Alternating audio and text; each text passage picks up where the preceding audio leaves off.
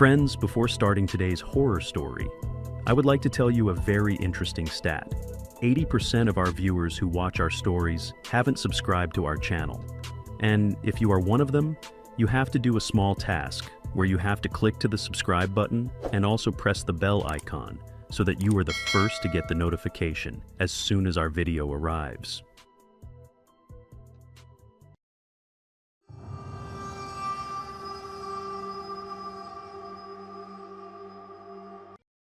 The Cinema Hall.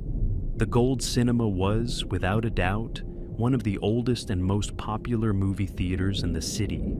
Now, Aaron had recently joined the cleaning staff there, specifically for the night shift.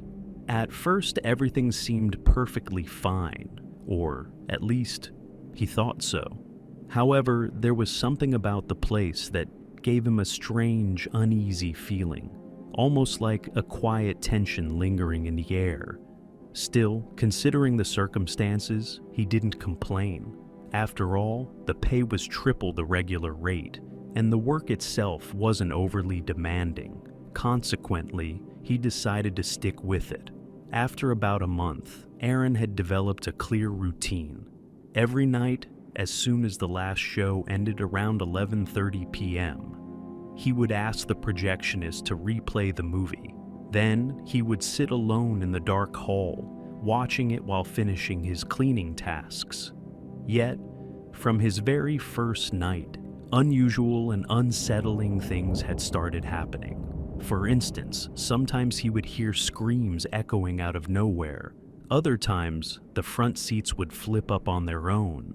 And to make matters even stranger, he often felt as though someone was sitting right in front of him, silently watching alongside him. Naturally, this was terrifying at first, but over time, he became somewhat accustomed to it.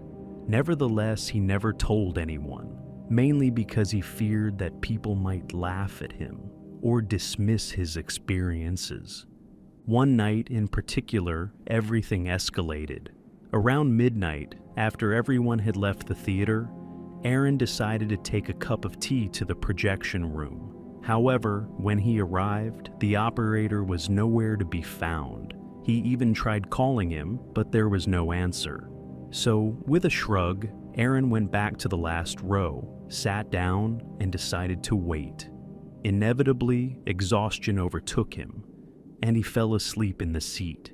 Then, without warning, a loud and piercing scream echoed through the hall, jolting him awake. To his surprise, the movie was playing, though he hadn't seen anyone return to start it. At first, he reasoned that the projectionist must have come back quietly and thought it best to just continue his usual routine. But then, quite suddenly, Aaron felt a sharp, burning pain along his arm. As he looked toward the front seats, his heart stopped. Someone was sitting there. Before he could react, the movie screen went black. Despite calling out repeatedly, the figure remained motionless.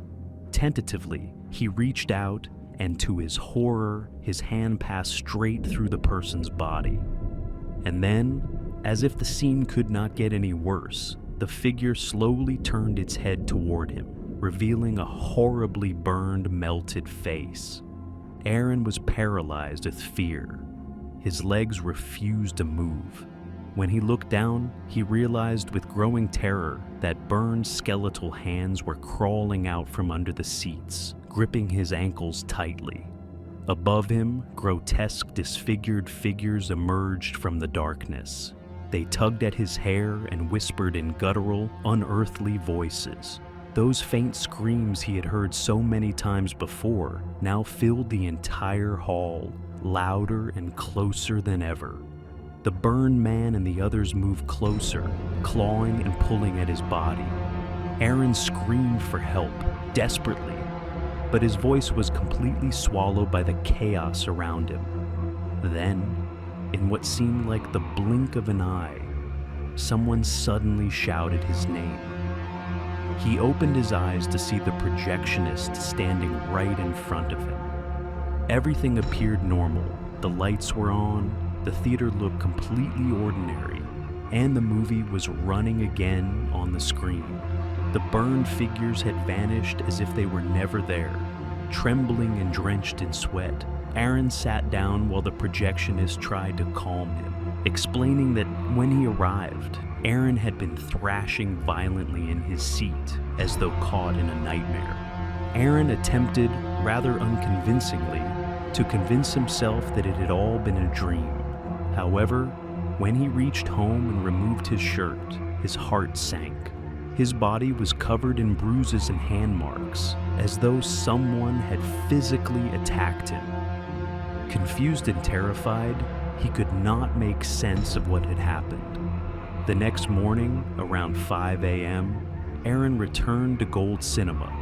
Outside the hall, an old man who sold tea early in the mornings was setting up his stall. Aaron approached him and recounted the horrifying events from the previous night. The old man listened carefully and then sighed heavily. "A few years ago," he began, "during a late-night show, there was a terrible fire inside this theater. Around 30 to 40 people were trapped and burned alive. Since then, people say their spirits still roam these halls." He added that many night shift workers before Aaron had quit after encountering similar strange occurrences.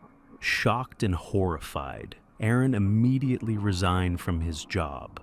He had narrowly escaped with his life, but the haunting memories of that night at Gold Cinema, he knew, would stay with him forever. If you like the story, then do subscribe to our channel, Bloody Monday, and keep watching for more such spine-chilling horror videos.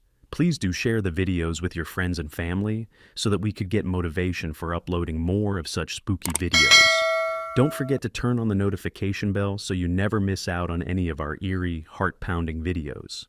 Keep watching and stay brave.